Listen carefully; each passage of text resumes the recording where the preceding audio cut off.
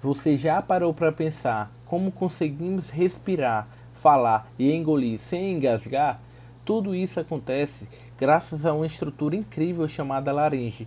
E hoje eu vou te explicar de uma maneira simplificada e realmente como cai na prática, como está caindo nas provas de residência médica, como cai nas provas da faculdade. Meu nome é João Victor, estou dando início a esse quadro no canal do Médicos do Futuro. E hoje a gente vai falar realmente sobre a laringe, né? A gente vai utilizar aqui os nossos resumos para alunos do ciclo básico de medicina, que é o Notas do ciclo básico. Aqui na parte de anatomia, que a gente vai ter anatomia da laringe. Vou abrir aqui nesse outro aplicativo para a gente explanar um pouco sobre esse conteúdo, né? Basicamente, como eu havia dito, né, tem como funções a fonação e a principal função, né, é a proteção realmente das vias aéreas. Ela está localizada na região infraioide ao nível de C3 a C6 em adultos. Nas crianças ela está um pouco mais alta, né, mais elevada, o que ajuda a proteger as crianças, né, contra engasgos.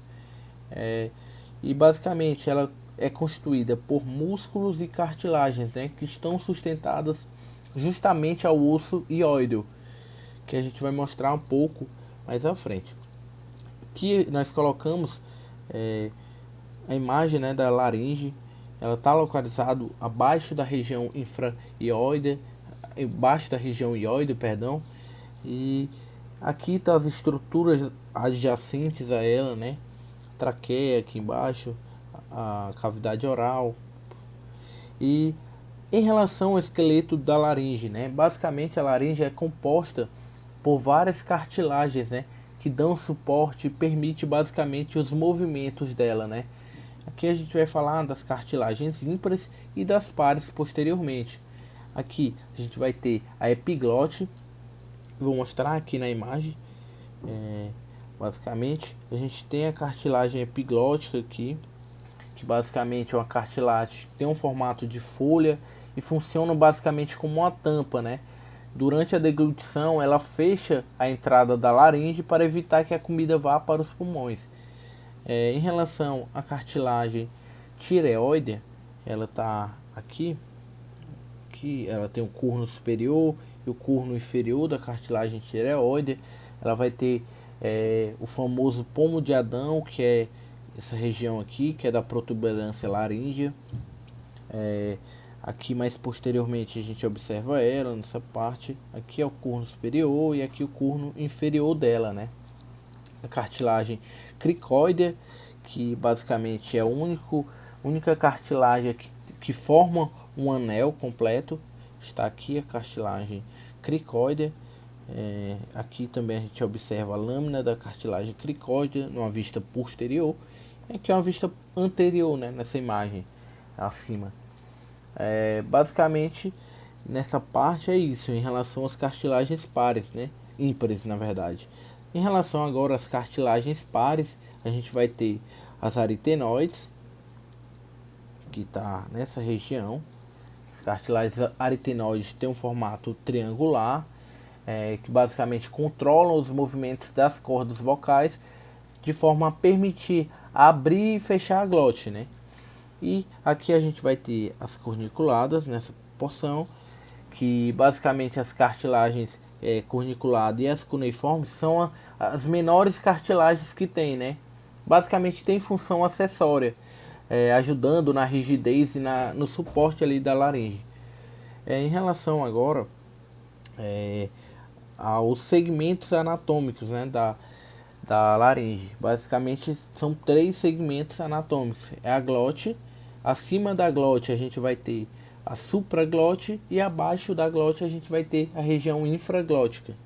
Basicamente a região glótica, né, ela vai estar localizada justamente ao nível das pregas vocais verdadeiras.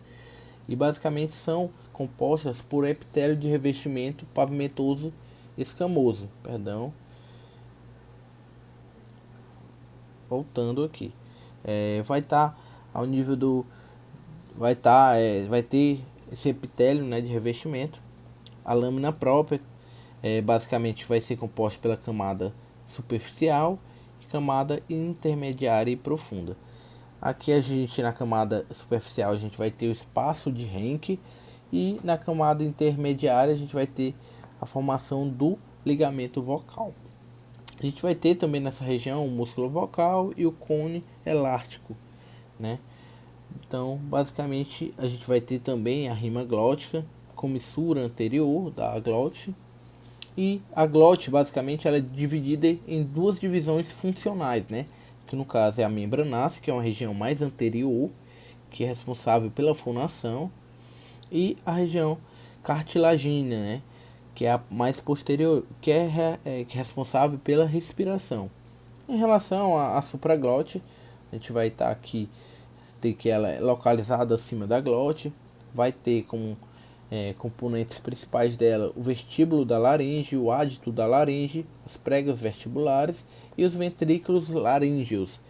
Então a gente decora basicamente que ela tem esses segmentos anatômicos, né? Tem essas estruturas que têm relação com ela. Região subglótica, que é abaixo da glote, e vai até a borda inferior da cartilagem cricoide. Eu coloquei aqui a imagem que ilustra basicamente isso, né? Que a gente tem a glote, que responsável tem como composto a corda vocal, e subglótica, que é mais abaixo, né, da glote, e a região supraglótica, que é mais acima da glote.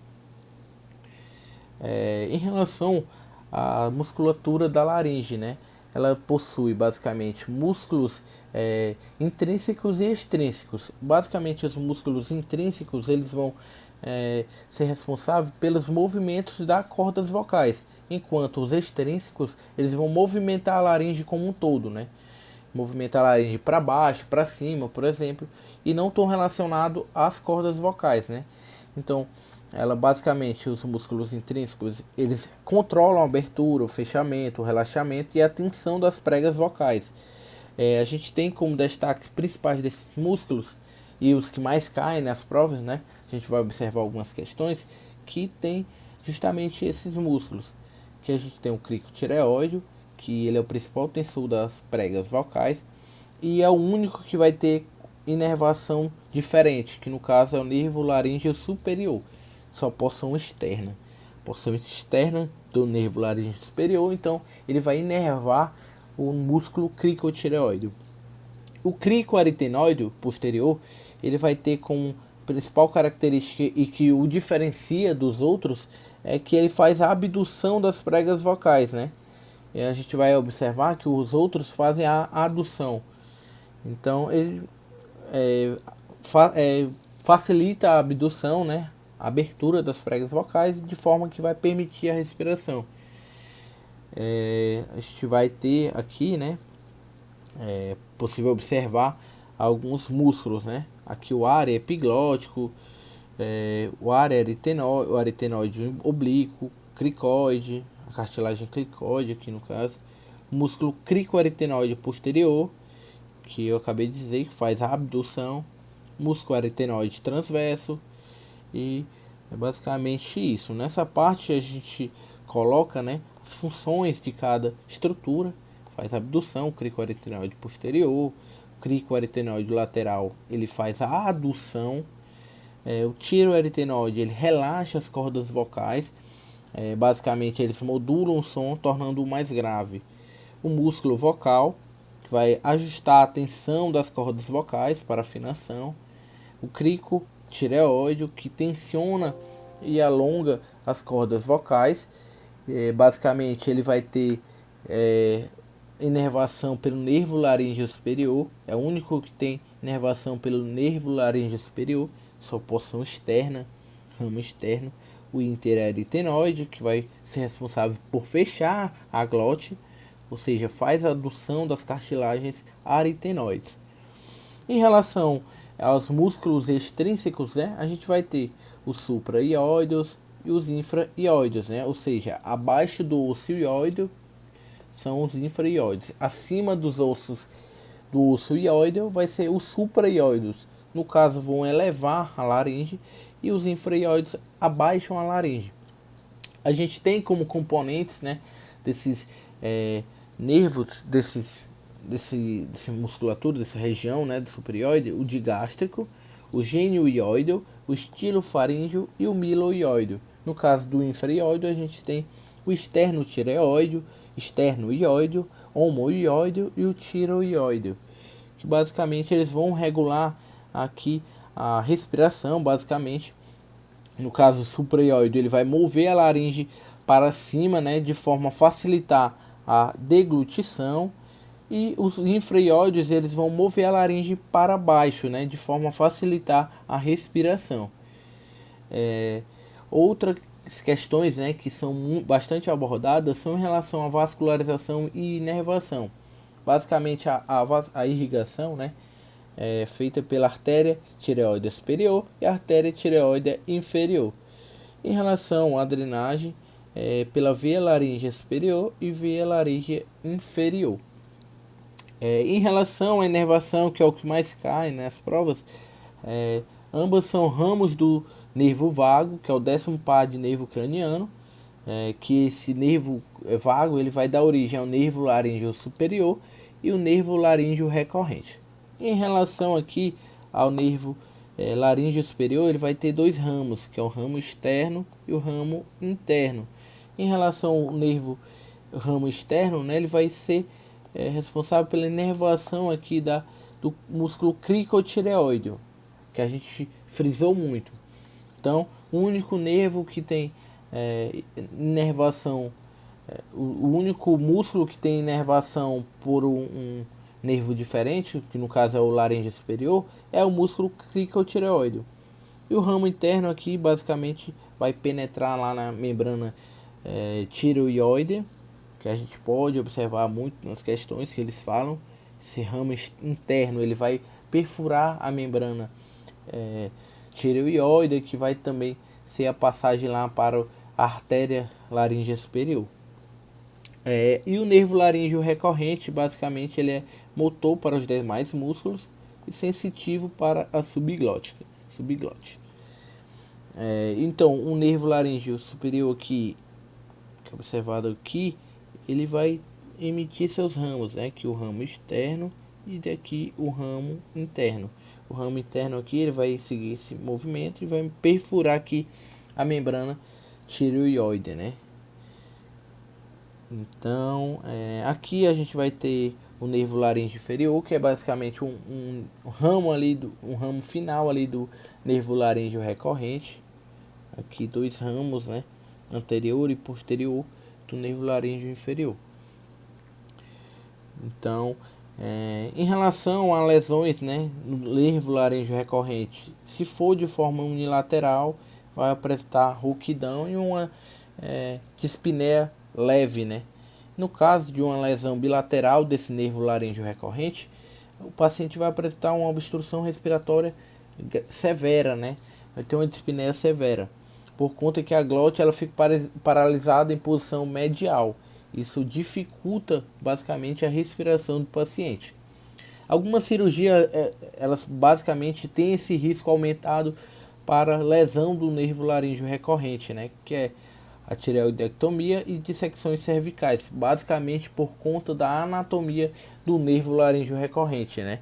Além disso, ele tem uma anatomia que passa próximo ao arco aórtico, e essa anatomia, quando tem-se, né, aneurisma de arco aórtico, por exemplo, pode comprimir esse nervo laríngeo recorrente esquerdo e gerar a síndrome de Ortner, levando basicamente à rouquidão. Então a gente vai basicamente para a nossa lista de questão, responder de forma rápida aqui. Então a gente vai ter essa questão de 2017 do secretário municipal do Rio de Janeiro. Antes de penetrar na membrana tireoide, o nervo laríngeo superior fornece um ramo que desce pela face anterior da laringe e vai fornecer inervação motora ao músculo cricotireoide. O nervo responsável por essa inervação do músculo cricotireoide é o nervo laríngeo superior, o seu ramo externo. Portanto, a alternativa B é a correta. Aqui a gente vai observar que uma questão de 2024 da Universidade Federal do Paraná. Basicamente, ele fala que as cartilagens ímpares na letra A, né? Ele pede a correta aqui e fala: as cartilagens ímpares da laringe são aritenoides, corniculados e cuneiformes, e cartilagens pares são tireoide, cricoide e epiglote. Basicamente, há uma inversão, né, nas cartilagens pares e ímpares, né? Na verdade, é o contrário que ele coloca. Então tá errada, né? O único músculo responsável pela abdução é o aritenoide superior. Está errada porque o único músculo responsável pela abdução é o músculo cricoaritenoide posterior e não o aritenoide superior, né? Como ele fala aqui na questão. Então está errada também. Os músculos, na letra C, os músculos que deprimem a laringe são miloioide, ventre anterior do digástrico, estiloioide e genioide. Está errado, porque ele fala aqui, basicamente, são os músculos que elevam a laringe, né? Ele faz uma troca aqui, basicamente. Na letra D, ele fala: os ligamentos da laringe são intrínsecos e extrínsecos, e os extrínsecos são as membranas quadrangular e cone elástico. Está errada, porque a membrana quadrangular e o cone elástico eles são intrínsecos, né? Pois conectam as cartilagens da laringe internamente. Então, o que torna errado, porque não é extrínseco, são intrínsecos. Aqui na letra E a gente vai ter: os músculos intrínsecos da laringe são inervados pelo nervo laríngeo inferior, exceto o cricotireoide, que é inervado pelo ramo externo do laríngeo superior, o que o torna certo. A gente frisou bastante acerca, né, desses músculos. Então a letra E é a correta. Terceira questão, né? Qual a principal função do músculo cricotireoide?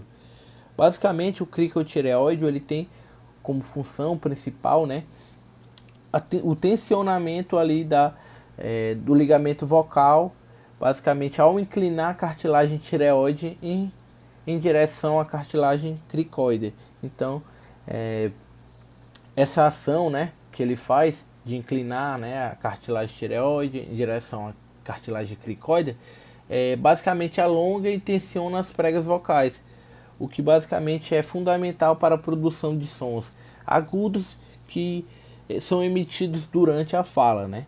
Então, a resposta é a letra A, porque ele tensiona o ligamento vocal. Quarta questão: qual músculo é responsável pela abdução da prega vocal? Aqui a gente observa que o músculo que é responsável é o músculo cricoaritenoide posterior, né? Que a gente frisou bastante também. Foi um dos destaques que a gente colocou no nosso resumo. Basicamente é o músculo responsável pela abdução das pregas vocais. E por último aqui a quinta questão: sobre a anatomia da laringe, qual artéria acompanha o ramo interno do nervo laríngeo superior através da membrana tireoide e ramos para suprir a face interna da laringe? Então, como eu havia dito, o nervo, né, a artéria que perfura também junto com o nervo laríngeo superior é a artéria laríngea superior. Então, a letra B é a correta. Então, pessoal, basicamente é isso. Essa foi a nossa primeira aula aqui para o nosso canal. E se gostou, né, dá o like no nosso vídeo e coloque nos comentários o que achou da nossa aula. Se tiver alguma sugestão de temas para a gente abordar, pode colocar aí nos comentários também. E é isso, valeu!